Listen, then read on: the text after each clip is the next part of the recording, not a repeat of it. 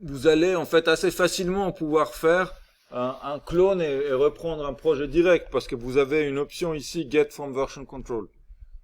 Vous faites ça, vous mettez l'URL et il faut choisir Git et puis même PHP Storm et PyCharm ils vous proposent, ils ont des plugins GitHub. Donc vous pouvez carrément vous connecter directement à votre serveur GitHub et comme ça vous avez même plus besoin de avoir la liste de tous vos repos qui apparaissent automatiquement. Donc on refait l'aventure de saisie de mot de passe.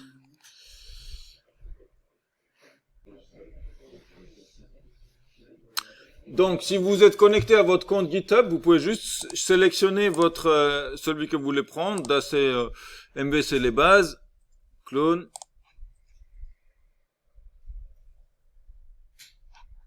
Vous le faire en background.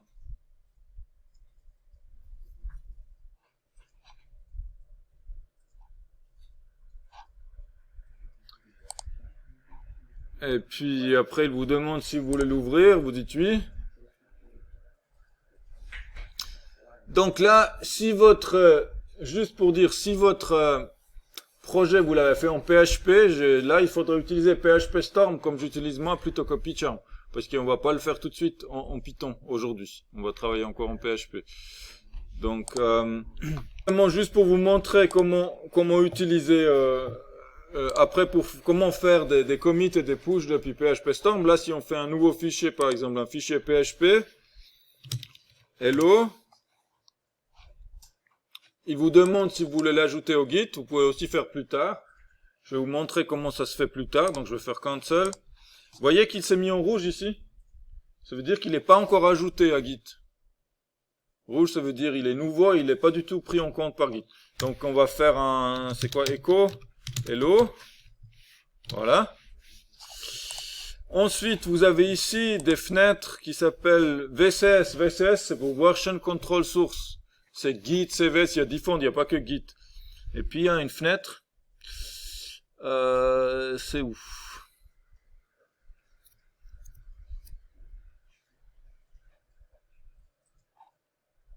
Alors peut-être c'est dans Windows. View Tool Window. D'accord. Un truc qui est très utile en PHP Storm, c'est vous avez un raccourci, je crois c'est CTRL-SHIFT-A, qui vous permet de chercher parmi toutes les choses que vous pouvez faire. Les fenêtres, les trucs, donc là je vais chercher Local Changes.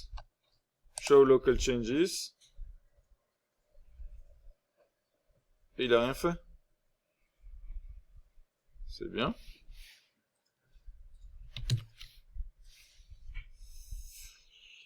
Alors, j'aimerais bien ouvrir, vous voyez, une petite fenêtre qui montre tous les changements. Je sais pas si quelqu'un arrive à trouver.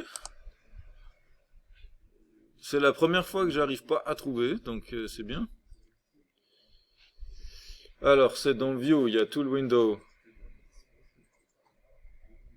Il n'y a pas. Dans VSS, il y a Show Local Changes as UML. Non. Ouais.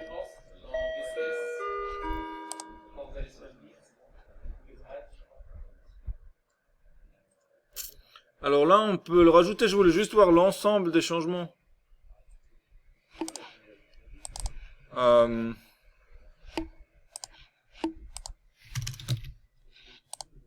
Si vous modifiez quelque chose, il apparaît en bleu, ça veut dire il est modifié. Et puis après, si vous les committez, bon, peut-être qu'on va juste faire comme ça, peut-être ça va apparaître là. Si c'est la petite coche là en haut à droite où c'est CTRL-K pour commit. Si vous faites commit, il vous montre tous les changements. Donc je ne sais pas pourquoi j'arrive pas à ouvrir la fenêtre qu'il montre en général, mais quand vous faites commit, il vous montre aussi tous les changements. Vous devez cocher ceux que vous voulez committer. C'est comme dans source tree, c'est pour les passer en index, vous voyez. Pour faire le staging des changements, vous devez les sélectionner. Donc on va ajouter le hello.php. Ce qu'il faut faire très attention, quand vous travaillez avec la suite d'IntelliJ IDEA, que ce soit PHP Storm, PyCharm, etc., ne committez jamais workspace.xml. Parce que workspace.xml, c'est un fichier qui contient quelle fenêtre vous avez ouvert, de quelle taille et où elle se trouve. Vous voyez là, il va dire j'ai ouvert tel éditeur et tel éditeur, j'ai telle taille de fenêtre. Et au mieux, ça sert à rien. Généralement, ça crée plein de conflits. Et puis au pire, vous n'allez pas arriver à retrouver votre fenêtre. Par exemple, si vous travaillez une fois sur deux fenêtres, sur des écrans, vous avez mis sur le deuxième écran, après vous rouvrez votre projet sur un ordi avec un seul écran. On a vu que parfois on n'arrive pas à voir après le deuxième puisqu'il affiche là où il n'y a pas d'écran.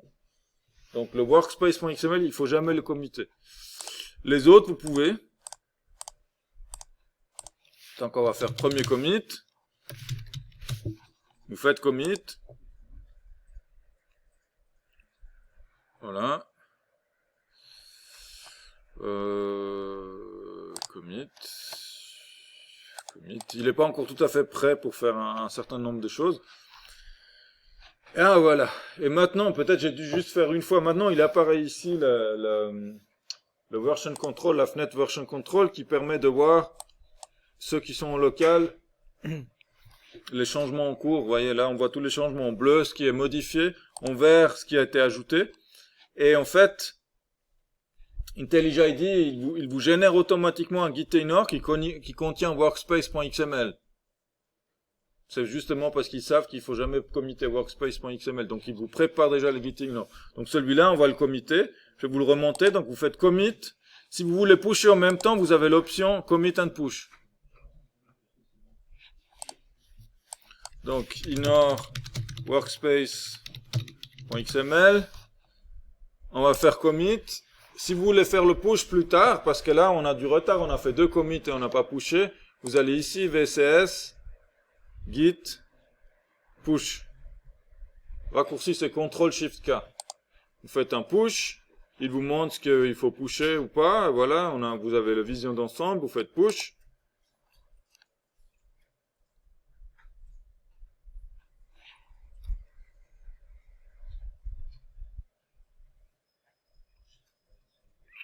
Il est en train de pusher, et maintenant, si je rafraîchis là, je devrais voir ce que j'ai ajouté. Voilà, premier commit.